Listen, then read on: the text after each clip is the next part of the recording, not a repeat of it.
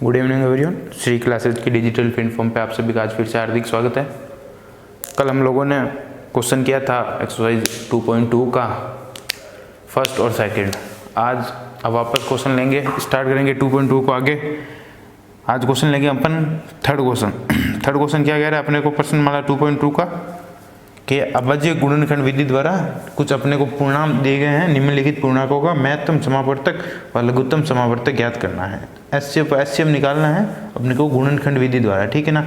ये कौन कौन ये अपने को पूर्णांक दिए गए हैं। पहला क्या है 12, 15 और 21।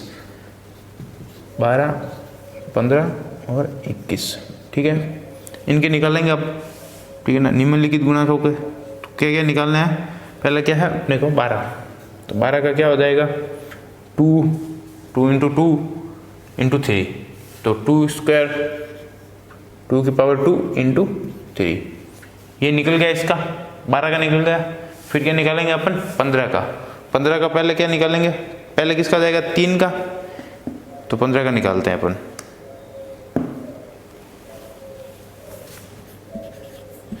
थ्री इंटू 5, ठीक है। 15 के बाद में किसका निकालेंगे 21 का। इसका क्या होगा 3 इंटू 7। 21 का भी निकल गया, 12 का निकल गया, 15 का निकल गया और 21 का निकल गया। अब अपने को क्या करना है, इसके मसब व लसब ज्ञात करना है। मसब क्या होता है, महत्तम समावर्तक। मसब क्या होगा, उभयनिष्ठ गुणनखंड कॉमन जो इन तीनों में आई हुई है वो संख्या निकालनी है। वो संख्या कौन सी है, 3 है। 3 इसमें आई हुई है, इसमें आई हुई है, 15 का गुणनखंड में आई हुई है और 21 की आई हुई है। 12 के तो आई हुई है बट 15 की नहीं आई हुई है, ना 21 की आई हुई है। 5 ना 12 की आई हुई है, ना 21 की आई हुई है। 7 ना 12 की आई हुई है, ना 15 की आई हुई है। तो मतलब क्या हो जाएगा इसका 3। 3 के ऊपर पावर कितनी होगी, जो सबसे कम है। सबसे कम इसमें से सबकी एक ही है, तो सबसे कम में एक ही होगी, तो ये 3 हो गया। उसके बाद में क्या होगा लसब। लसब में क्या करना अपने को, सब संख्या जैसे 2, 3, 5, 7 ये सब आई हुई है, तो ये तीनों ये सब एक बार लिख देनी है, बट रिपीट नहीं करनी है। जैसे 2 लिख दिया मैंने, फिर उसके बाद में 3, फिर उसके बाद वापस 3 है, तो 3 वापस रिपीट हो रही है, तो रिपीट नहीं करनी। उसके बाद में वापस 5, फिर वापस 3 आ रही है, तो 3 नहीं लिखनी है क्योंकि रिपीट नहीं होती। उसके बाद में 7। अब इनमें अपने को घात कौन सी लगानी है, जो सबसे बड़ी है। सबसे बड़ी घात क्या है इसमें, 2 की सबसे बड़ी घात क्या है, 2 एक जगह आया बा, तो उसकी सबसे बड़ी क्या है 2। 3 की सब एक ही है, 5 की भी सबसे बड़ी एक ही है और 7 की भी सबसे बड़ी एक ही है। अब अपने को क्या करना है, इनका कितना होता है इंटू करने पे अपने आंसर आएगा 420, ठीक है। 420 आ गया, हो गया पहले का। ये निकालना था अपने को लसब मसब। फिर सेकंड क्या कह रहा है, सेकंड अपने सामने 24, 15 और 36। 24, 15 और 36 सेकंड है 24, 15 और 36। तो 24 का क्या होगा, 24 का अपन क्या कहते हैं लसब निकालते हैं, तो कैसे निकालेंगे। 24 का निकलेगा अपने 2 की पावर 3 इंटू 3। लसब निकालने करने मैंने सब, ये तो गुणनखंड विधि द्वारा लसब है, डायरेक्ट लसब निकालता है ऐसा करके। वो मैंने तुम लोगों को बता दिया था पिछले लेक्चर्स में। जिनको नहीं समझ में आया था, ये निकालने नहीं आते, वो हमारे पिछले लेक्चर्स देखे, ठीक है ना। फिर 24 का आ गया, फिर उसके बाद में किसका निकालेंगे 15 का। 15 का निकाला, उसका अलग अलग गुणनखंड क्या है, तो क्या आया 3 इंटू 5, ठीक है। फिर उसके बाद में क्या अपन ने 36 का। 36 का क्या निकलेगा अपने 2 की पावर 3 एंड 3 की पावर 2, ठीक है ना। 2 की पावर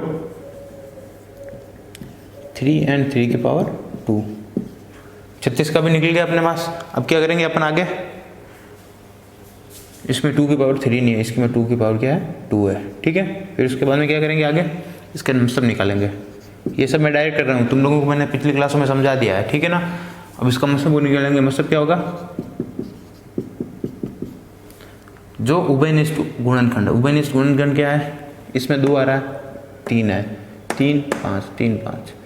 2 तो 24 में आ रहा है, 36 में आ रहा है, बट 15 में नहीं आ रहा है। और 5 खाली इसमें आ रहा है, 15 में आ रहा है। 3 है जो 24 में भी आ रहा है, 15 में भी आ रहा है, 36 में भी आएगा। तो उभयनिष्ठ गुणनखंड क्या हो जाएगा, मतलब 3, और 3 की पावर क्या होगी, सबसे कम है। सबसे कम क्या है, इसमें 2 है, इसमें 1 है, 1 है, तो सबसे कम क्या है 1, ये 1, मतलब क्या आ गया 3 ही, ठीक है। फिर उसके बाद में क्या निकालेंगे, गुणनखंड विधि द्वारा लसब। लसब क्या हो जाएगा, सबको एक एक बार लिखेंगे, जो संख्या, जैसे 2, 3, 5 को, ठीक है, 2 को लिखा, फिर 3 को लिखा, फिर वापस 3 आए तो 3 को रिपीट नहीं करना, फिर 5 को लिखा, फिर वापस 2 आए तो 2 को रिपीट नहीं करना, क्योंकि ऊपर आ गई 2, 3 भी ऊपर आ गए तो ये वापस रिपीट नहीं होगा।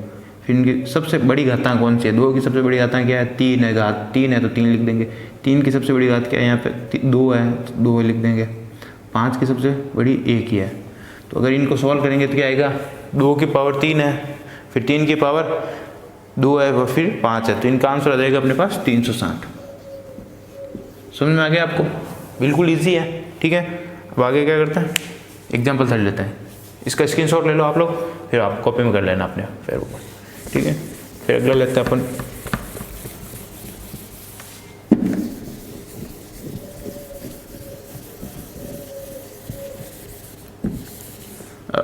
अब अगला लेते हैं, अगला क्या है, थर्ड क्या है अपने पास में, 17, 23 और 29।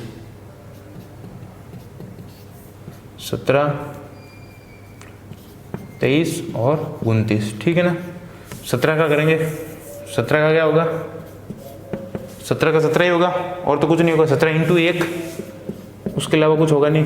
फिर क्या करेंगे, 23 का 23 इंटू 1, और 29 का भी क्या हो जाएगा, 29 इंटू 1, यही होगा, क्योंकि इनमें और किसी का तो भाग जाता नहीं है 17, 23, 29 में, ठीक है।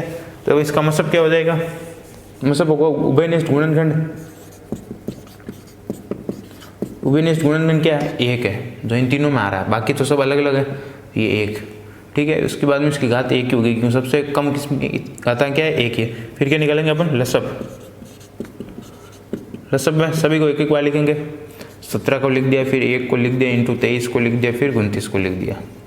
1 को वापस रिपीट नहीं करेंगे, क्यों कि अगर किसी संख्या को लिख देते हैं फिर वापस उसको रिपीट नहीं करते हैं, ठीक है ना। फिर इन सब की सबसे बड़ी बड़ी घातांक क्या है, 1 ही है, तो इनको सॉल्व करने के बाद में आंसर क्या है, क्या फिर क्या है अपने पास, इन तीनों को करने के बाद में 11,399, 11,399 आया आंसर, ठीक है। लसब ये आया। फिर उसके बाद में फोर्थ लेते हैं, फोर्थ क्या है अपने पास क्या है, फोर्थ है अपने पास 6, 72 और 120, ठीक है ना। 6, 72 और 120, 6, 72 और 120, ठीक है। 6 का करेंगे सबसे पहले, 6 का किया तो क्या आया, 2 इंटू 3। फिर उसके बाद 72 का करेंगे, गुणनखंड करेंगे, कितना आएगा लसब द्वारा, 2 की पावर 3 एंड 3 की पावर 2, ठीक है। फिर उसके बाद में किसका करेंगे, 120 का। 120 का करने पे क्या आएगा अपने पास, 2 की पावर 3 इंटू 3 इंटू 5, गुणनखंड हो गया, ठीक है ना। गुणनखंड होने के बाद में अपन क्या करेंगे, इसका मतलब निकालेंगे।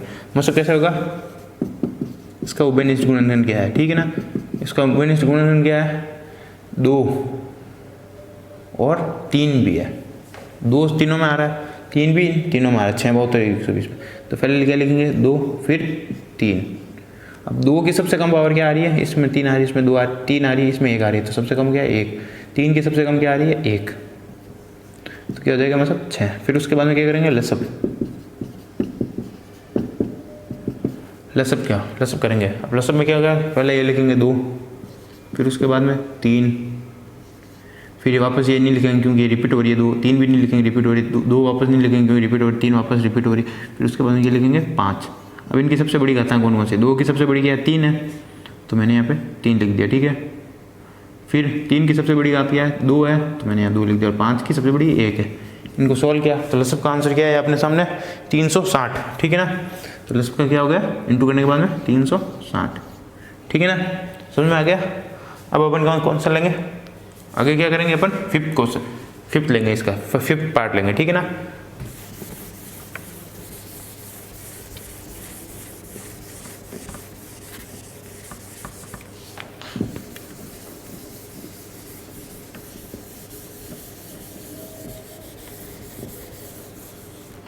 फिफ्थ पार्ट क्या है अपने सामने, 40, 36 और 126, क्या है 40 फिफ्थ 40 36 और 126, ठीक है ना। ये तीनों है। फिर इसको क्या करेंगे, 40 का करेंगे गुणनखंड। 40 का करेंगे तो क्या आएगा 2 कितनी बार आएगा 3 बार एंड 5, 2-3 बार आएगा और इंटू 5, ठीक है ना, गुणनखंड हो जाएगा।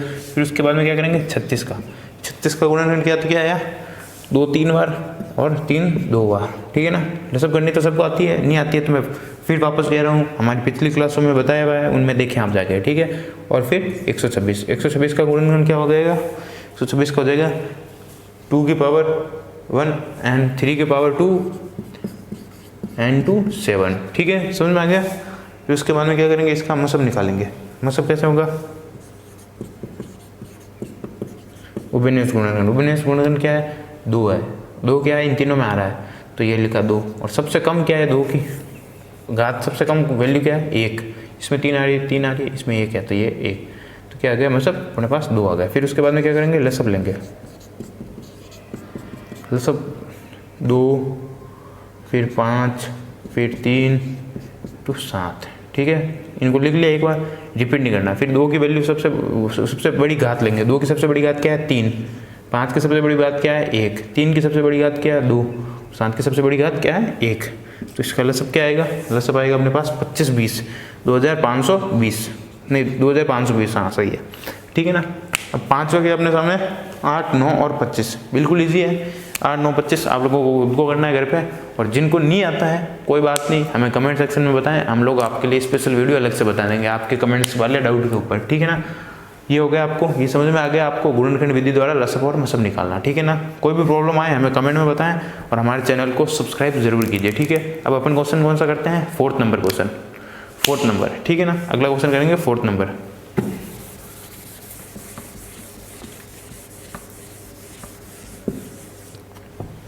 फोर्थ नंबर क्वेश्चन क्या कह रहा है अपने को, 4th नंबर क्वेश्चन कह रहा है कि किसी खेल के मैदान का वर्ताकार पथ पर, किसी खेल के मैदान के वर्ताकार पथ पर मैदान का एक चक्कर पूरा करने में रमन को 18 मिनट लगते हैं, जबकि इसी वर्ताकार पथ पर मैदान के एक चक्कर पूरा करने में अनुप्रिया को 12 मिनट का समय लगता है।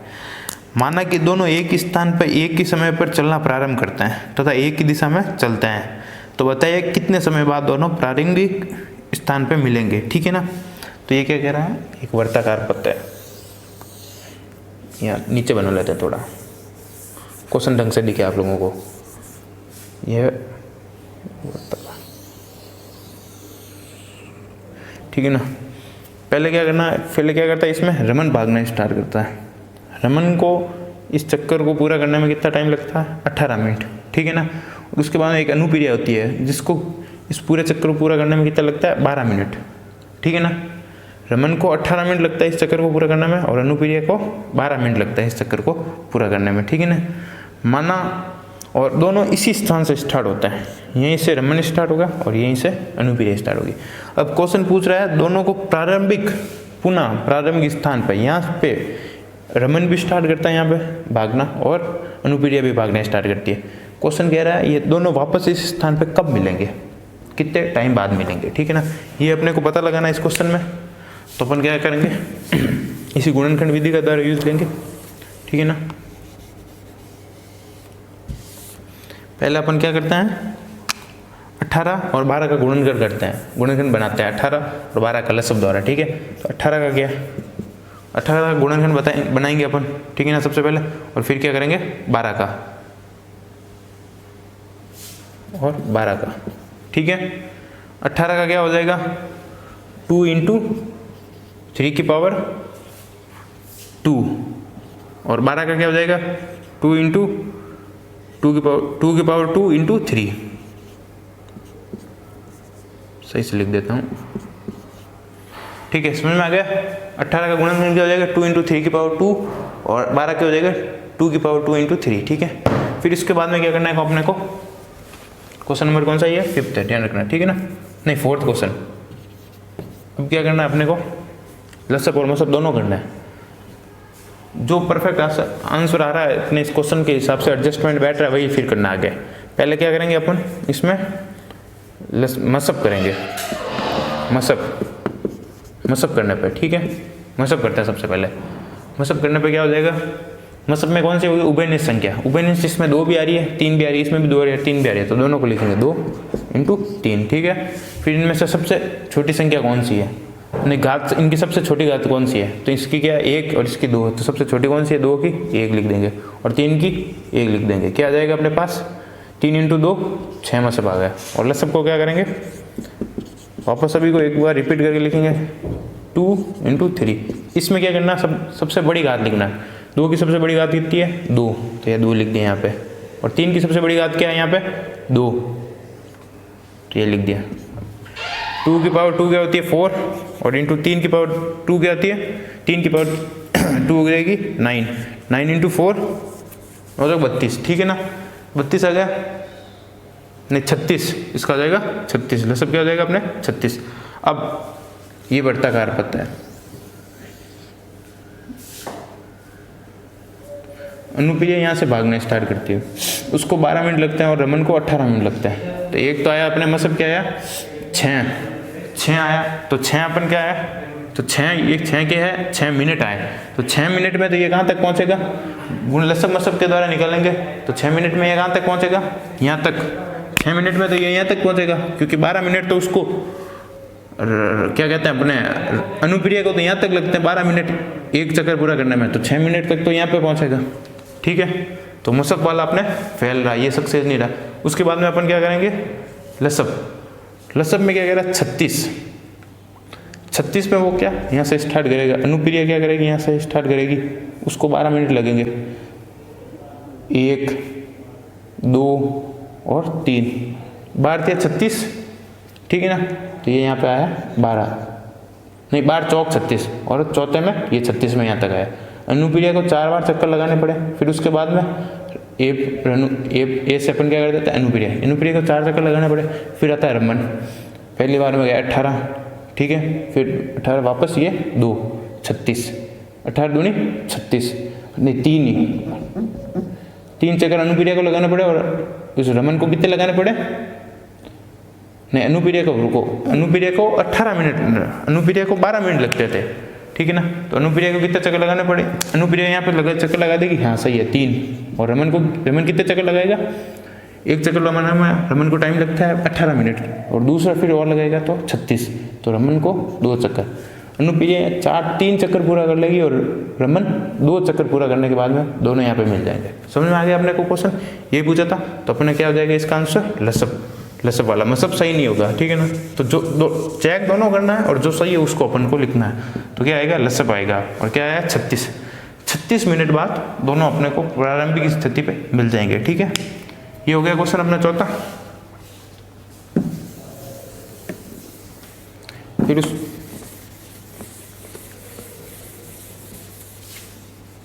अब अपन क्वेश्चन करते हैं 5th नंबर क्वेश्चन, ठीक है ना। 5th क्वेश्चन क्या कहता है अपने को, 5th क्वेश्चन कहता है अपने को,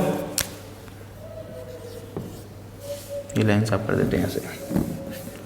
5th नंबर कहता है एक संगोष्ठी में हिंदी, अंग्रेजी तथा गणित में भाग लेने वाले प्रतिभागियों की संख्या क्रमशः 60, 84 और 108 है। यदि प्रत्येक कमरे में बराबर संख्या में एक ही विषय के प्रतिभागी बैठाए जाते हैं तो आवश्यक कमरों की न्यूनतम संख्या ज्ञात करनी है। ये कह रहा है हिंदी, अंग्रेजी तथा गणित एक संगोष्ठी चल रही है, जिनमें कितने प्रतिभागी आ रहे हैं, हिंदी में 60 आ रहे प्रतिभागी, और अंग्रेजी में 84 प्रतिभागी आ रहे हैं, और गणित में 108 प्रतिभागी भाग ले रहे हैं, ठीक है ना।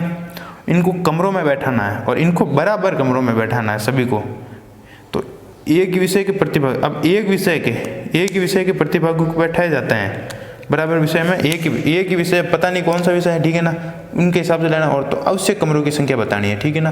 तो अपन सबसे पहले क्या करेंगे, 60, 84 और 108 इनका गुणनखंड करेंगे सबसे पहले तो, ठीक है ना।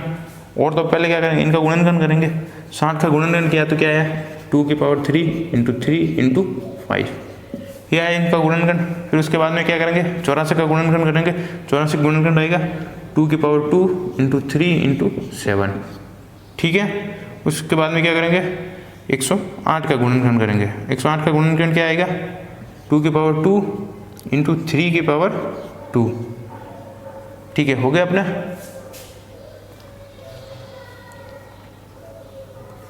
एक 108 का एक बार करके चेक कर लेते हैं। 108 2 का दिया तो ये 5, ये 4, 2 वापस दिया तो ये कितना आया 2, ये 7, 21, 2 में 7, 14 नहीं, 2 यहाँ पे आ गया, फिर एक यहाँ पे गया 27। ठीक है, 27 में वापस किसका देंगे 3 का देंगे तो 27 में कितनी बार जाएगा अपने 21, फिर 25, फिर वापस 27, तो ये जाएगा 9 बार। 9 में वापस अपन ने 3 का दिया तो फिर कितना आया 3, ये 1। ठीक है, 3 की पावर कितनी आ जाएगी यहाँ पे 3। ठीक है, 3 की पावर 3 आ जाएगी यहाँ पे।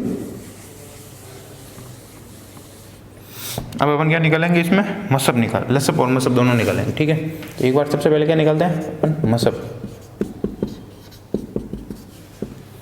ठीक है, मसब निकालते हैं। क्वेश्चन अपने को क्या कह रहा है कि इतने प्रतिभागी है, ये किसके लिए है, ये हिंदी के लिए है। ठीक है ना, हिंदी के लिए कितने हैं अपने पास 60 है, फिर किसके पास अंग्रेजी के लिए 84 है और गणित के लिए 108 है। इनको अब जैसे हिंदी के लिए 60 है तो इनको 60 को बराबर रूम में बैठाना है। ठीक है ना, 84 को भी बराबर रूम में बैठाना है, 108 को भी बराबर रूम में बैठाना है कि ये सभी में रूम में इक्वल आ जाए। ठीक है, तो अब पहले निकालेंगे मसब क्या होगा, उभयनिष्ठ गुणनखंड। उभयनिष्ठ क्या है 2 2 3 2 3 2 3 तीनों में आ रहा है तो फिर क्या करेंगे 2 × 3। 2 की कौन सी पावर लेंगे, सबसे कम है तो सबसे कम कितनी है 2 है तो ये 2 लगा दी। 3 की सबसे कम कितनी 1 है। ठीक है, तो मसब क्या आ गया अपने पास, मसब आ गया अपने पास 12 और लसब करते हैं अपन। ठीक है, लसब किया अपन लोगों ने, लसब करेंगे तो क्या आएगा, सबसे पहले सभी संख्याओं को लिख देते हैं 2 × 3 × 5 × 7। ठीक है, 2 की सबसे ज़्यादा पावर कितनी है 3। ठीक है, और फिर 3 की सबसे पावर ज़्यादा कितनी है 3 और 5 की 1 और फिर 7।